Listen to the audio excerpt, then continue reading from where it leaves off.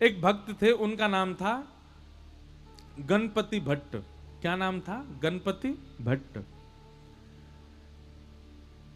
गणेश जी के बहुत बड़े भक्त थे। गणेश जी के अलावा किसी देवता को देखते ही नहीं थे। इतनी निष्ठा थी उनकी गणेश जी में कि कहीं भी चले जाएं पूछते थे गणेश जी का मंदिर है तो मैं आऊंगा, नहीं तो नहीं आऊंगा। उस नगर में ही नहीं जाते थे जहां गणेश जी का मंदिर ही ना हो। ऐसी निष्ठा उनकी।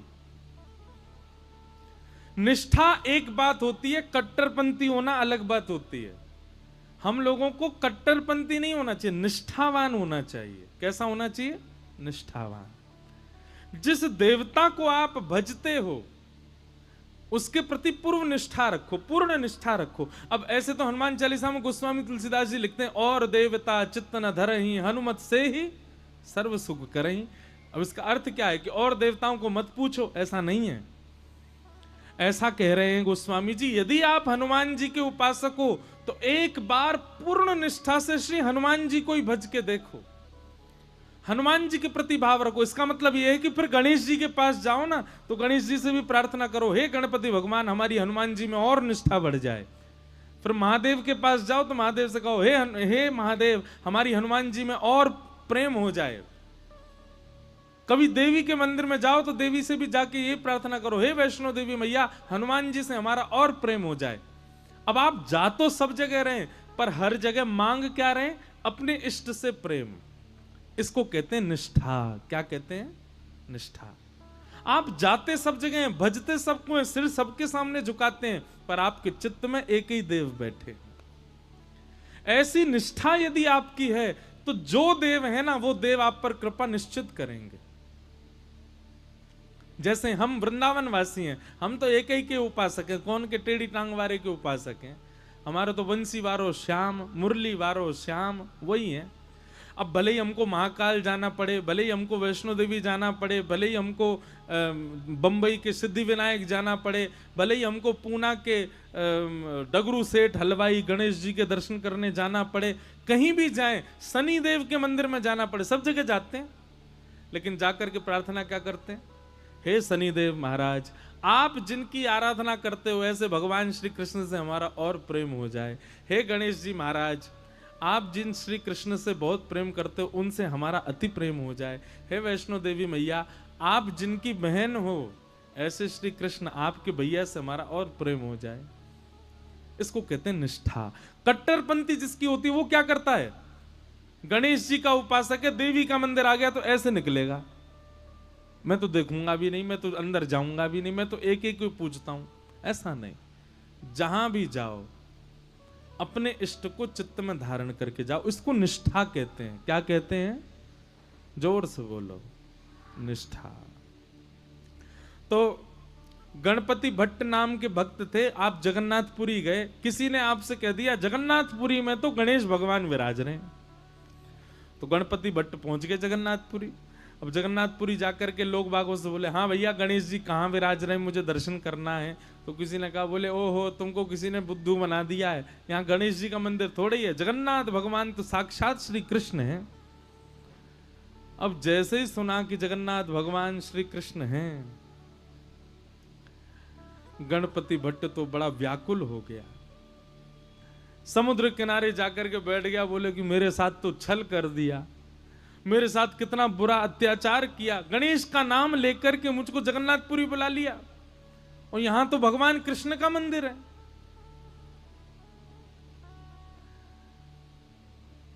इतना व्याकुल हो गया, अपने चित्त पे हाथ रख के गणेश जी का स्मरण करने लगा, हे गणपति भगवान मेरी निष्ठा टूट ना जाए, मेरी अनन्य भक्ति टूट ना जाए, मैं सदा आपका ही रहूं, कृपा करना नाथ। उसकी निष्ठा पर जगन्नाथ भगवान इतने रीझ गए। वो निष्ठा किस में रखता है? गणेश जी में। पर गणेश जी के प्रति निष्ठा इतनी अटूट थी कि जगन्नाथ भगवान उससे रीझ गए। और जगन्नाथ भगवान ने मन बनाया, बोले कि ये इतना गणेश जी का उपासक है, मुझे इससे मिलना है। और जगन्नाथ भगवान एक नन्हे से बालक का रूप धारण करके गणपति भट्ट के पास आ गए। भैया तुम क्यों रो रहे हो? बालक बन के आए, ठाकुर जी कहने लगे क्या बताऊं, गणपति भट्ट कहने लगे क्या बताऊं, मेरे को गलती से यहाँ भेज दिया, मुझे बोला था कि मंदिर में गणेश भगवान है, पर यहाँ तो श्री कृष्ण बैठे हैं और मैं तो गणेश जी के अलावा किसी को नहीं मानता, मेरे इष्ट तो केवल गणेश जी हैं। तो भगवान छोटे से बालक के रूप में गए थे, गणपति भट्ट से बोले अरे नहीं, तुमसे किसी ने झूठ बोला है, यहाँ जगन्नाथ जी जो हैं वो कृष्ण नहीं है, वो गणेश जी ही हैं, तुम जाओ, जाकर के उनका दर्शन करके आओ। गणपति भट्ट बोला किसकी बात मानूं, मुझसे कोई कह रहा था कृष्ण है, तुम कह रहे हो वो गणेश जी हैं। तो बालक ने कहा एक काम करो, तुम किसी की बात मत मानो, आंख पे पट्टी बांध करके चलो और गणेश जी के सर्वांगीण अंग का तुमको अनुभव है, लंबी सूंड है, बड़े बड़े कान है, तुम छी करके जगन्नाथ जी को देख लेना, अगर उनकी सूंड लगे, उनके कान लगे, लंबोदर लंबा पेट लगे तो अपनी पट्टी खोल के दर्शन कर लेना। गणपति भट्ट बोला हाँ ये काम करता हूं। तुरंत उसने आंख पे पट्टी बांधी और जगन्नाथ जी के मंदिर में पहुंच गया। जैसे ही मंदिर में पहुंचा, पुजारियों ने, अच्छा अभी तो नियम बंद हो गया, पहले ऐसा नियम था कि जगन्नाथ जी को आप हृदय से लगा सकते थे। जगन्नाथ जी की ऐसी भुजाएं हैं ना, वो इसीलिए हैं ताकि जो भी दर्शनार्थी आए सबको मेरे हृदय से लगाओ। अब शंकराचार्य भगवान ने बंद करवा दिया कि अब कोई भी स्पर्श नहीं कर सकता, क्योंकि हम लोग पता नहीं क्या खा पी करके आए हैं बाहर से, भगवान को जाके स्पर्श करें, इसलिए अच्छा है कि अब स्पर्श बंद करा दिया। अच्छा एक बात बताएं, प्राचीन भारत में गर्भगृह में जाकर के प्रणाम करने की अनुमति सबको थी, लेकिन जब मुगल आए भारत में तो मुगल क्या करते थे, अपने गुप्तचरों को भेष बदलवा करके मंदिरों में भेज देते थे और वे अपने जेबों में अशुद्ध वस्तु लेकर के जाते और मंदिर के भीतर प्रवेश करके गर्भगृह में फेंक आते।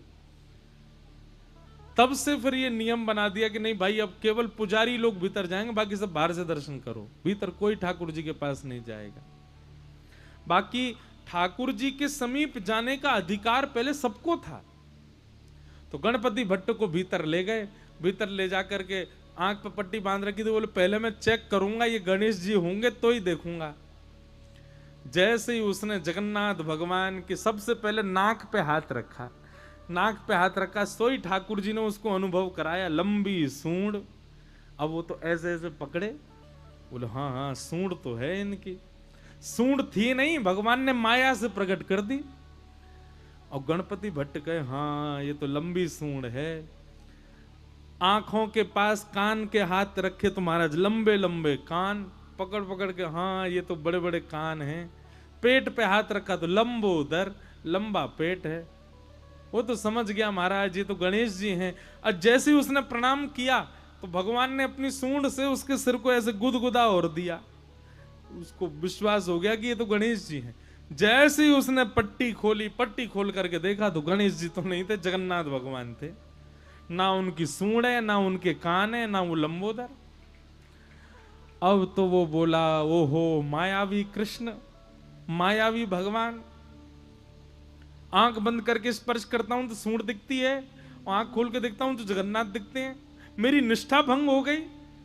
जैसे ही उसने ये बात कही, इतने में ही जगन्नाथ भगवान प्रत्यक्ष प्रकट हो गए और प्रकट होकर के उसको हृदय से लगा करके बोले मुझे तेरी निष्ठा बहुत पसंद आई, तू अपने देव के प्रति इतना निष्ठावान है, लेकिन मेरी एक बात याद रख, कभी भी किसी में भेदभाव मत कर। तुम्हारी जिस देव में निष्ठा है उसमें पूर्व निष्ठा रखो, पर उसके अलावा किसी देव के पास जाने का अवसर मिले तो उससे चूको मत, वहां भी जाओ, वहां जाकर के भी उसको प्रणाम करो। ये सब मेरा ही विलास है, मैं ही गणपति हूं, मैं ही शिव हूं, मैं ही हनुमान हूं, मैं ही जगन्नाथ हूं, मैं ही भद्रकाली हूं, मैं ही वैष्णो देवी हूं, ये सब मेरा विलास है। इसलिए तो किसी भी प्रकार से भेद दृष्टि मत रख, क्योंकि भेद दृष्टि भक्ति में अपराध है। इसलिए इस अपराध के भागी मत बनो गणपति भट्ट। तुम गणेश के उपासक हो, इसका मतलब यह नहीं कि तुम अन्य देवताओं का तिरस्कार करो। इसलिए अपनी भक्ति को और पुष्ट करो, सब देवों में अपने गणपति का दर्शन करो। तब उस गणपति भट्ट का जो संशय था वो दूर हुआ, उसने जगन्नाथ भगवान को प्रणाम किया। तो भैया निष्ठावान बनिए। कई लोग कहते हैं, बोले हिंदू वैदिक समाज में, हमारे सनातन धर्म में इतने सारे देवता, किसको पूजें? किसी एक को पकड़ लो बस, और बाकी सबको क्या करें? बोले बाकी सबको उसी के भाव से प्रणाम करो, निष्ठावान रहो। हमारा हिंदू वैदिक सनातन धर्म बहुत सुंदर है। यहां पर हम सबको एक प्रकार से अंग्रेजी में कहूं तो चॉइस मिली हुई है भाई, जैसी तुम्हारी निष्ठा हो उस देवता के श्री चरणों में प्रणाम करो, उस देवता को भजो, दल बदलू मत रहो। जैसे ही कोई अन्य देव की प्रशंसा सुनते हो तो अपने इष्ट का त्याग कर दो, ऐसा कभी मत करो। पर हां, वृंदावन रीति में जब आप जाओगे, वृंदावन भजन भाव में जब आप जाओगे, तो वहां राधा कृष्ण को आप अलग नहीं मान सकते। वहां ये दोनों आपके इष्ट हैं, वे युगल आपके इष्ट हैं। राधा कृष्ण स्वरूपां वै कृष्णं राधा स्वरूपिणौ कलात्मानं निकुंजस्थं गुरु रूपम सदा भजे। दोनों एक हैं। तो कहीं हम वैष्णव लोग प्रतिस्पर्धा ना करें देवताओं में, इसलिए वेदव्यास जी महाराज ने भागवत के पहले श्लोक में किसी देवी देवता को वंदन नहीं किया। क्या लिखा है? सत्यम परम धीमहि, जो भी परम सत्य है मैं उसको वंदन करता हूं।